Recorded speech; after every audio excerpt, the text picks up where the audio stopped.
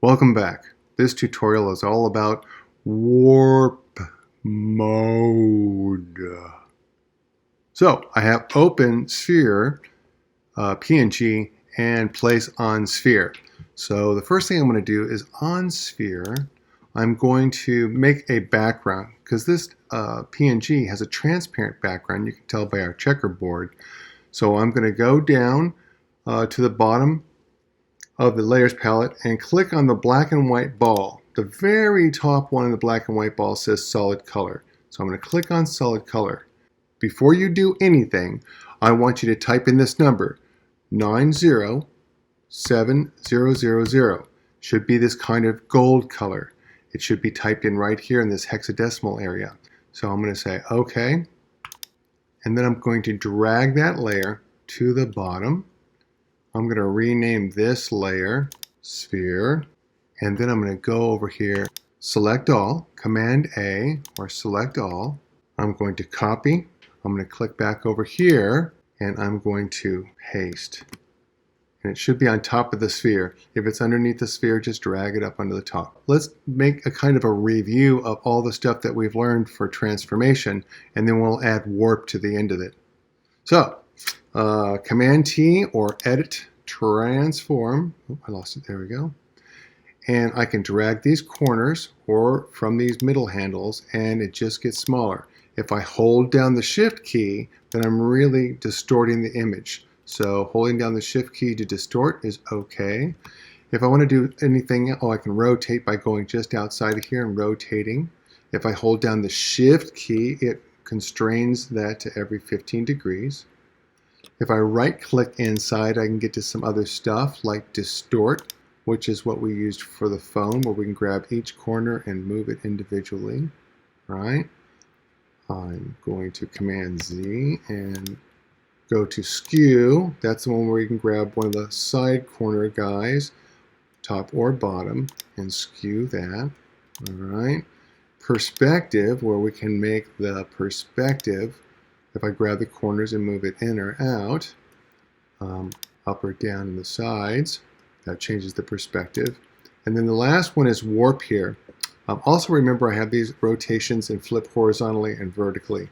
But I'm going to talk about warp. And I can get to it from right here, or I can click on the sad robot up here in the options bar whenever I'm using the transform tool. Yes, that is a small sad robot. So if I click on it, I get this 9 square grid. What I can do is just drag around inside that grid anywhere, or even out at the corners, and warp that image like that pretty quick. All right, so I'm going to not accept these changes. I'm going to warp it so that it fits onto my sphere. I want to make it look like it's spherized.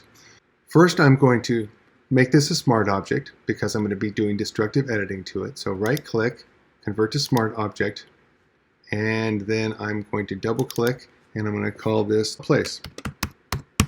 So the next thing I'm going to do is turn the opacity down on this layer to about 60% so I can see the sphere below it when I'm transforming it. Then edit, free transform, or Command T. I'm going to move the sides in, but I'm going to hold down Shift so that I can move them independently. And I'm going to get about that far away from the outside, about the same distance between the top and the bottom of the sphere and the sides of the sphere. Holding down Shift and doing that side about there. Doesn't have to be perfect. Then I'm going to switch it to sad robot or warp mode, and I'm going to grab these corners and drag them straight toward the middle until that line right here gets straight. So I'm going to drag it straight toward the middle until that line gets straight. And I'm going to do that to all 4 corners. Again, it does not have to be perfect. All right, so you should have something that looks like this. Grab the bottom. It looks like the bottom needs to pull down a little bit. And just inside the top, I'm going to pull that up just a little bit. So I have a little bit of overlap all the way around the sphere, and that's okay. Next thing I'm going to do is make it a little bulgier in the middle by grabbing this kind of line area and dragging that way, and then dragging this side this way. Maybe drag that back a little bit, and then doing the same with the top and the bottom. And the farther I drag those, the more bulgy it gets in the middle, the more spherized. Once I'm happy with the way that looks, I'm going to say OK to that. Now I don't want this overlap to be outside the sphere. I want it only to be on the sphere. And the way we do that with a transparent layer like the sphere is I make a clipping mask. I'm going to make this a clipping mask for this, which means basically that this image will only show up where this image shows up. If it's transparent, it won't support it. So I'm going to right click in here, go down to almost the bottom, and create clipping mask right there. Alright, see how it trimmed it right off? So that's very nice. And I got this indication that this is a clipping mask because of this little pointy down arrow thing. Next, I'm going to turn this opacity back up to 100%. And to make some shape, because there's some shape in the sphere underneath it, I'm going to set it to multiply. So it multiplies these colors onto the background. So multiply.